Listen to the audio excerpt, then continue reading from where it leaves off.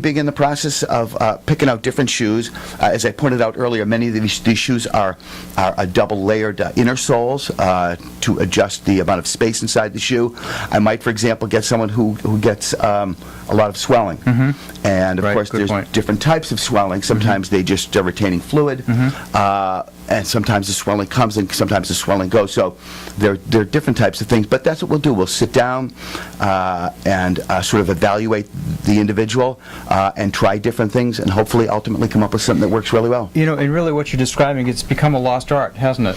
It has, actually. Very few people do this anymore. That's right. Yeah, which is, I mean, well, we're both old enough to remember that once upon a time, in shoe stores, you would actually get x-rayed.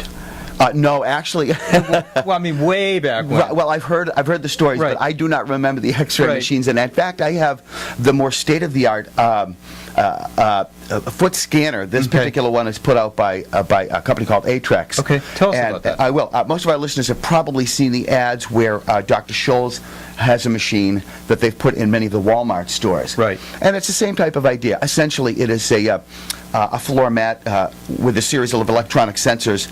You stand on this mat, and it shows the pressure points, and it draws a general color outline of the person's foot.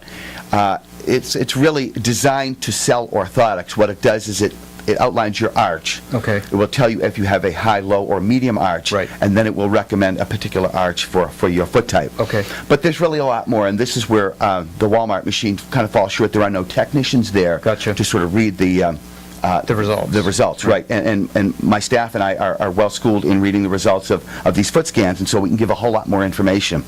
But yes, there was a time when there was an actual machine, I guess, that I'm told you put your feet in with your shoes on, because it was an X-ray machine. Right, exactly. It would show the bones in your toes and your feet and so forth, and that's a little scary. Yeah, we don't do that anymore. But the point is that it did, for what it was worth at the time, especially allow people to get their shoes fit better, because it allowed the person to take a look at the anatomy. Right. An actual visual would help a lot. And I think in the case of the X-ray scanner, it actually would show the bones, so you could sort of tell if the tips of your toes were near the front of the shoe, or if in fact you had a little bit of room. And I think that is the most important thing, because proper fit is when the tips of your toes are not right up to the front of the shoe, but in fact you have a little bit of space between your toes and the front.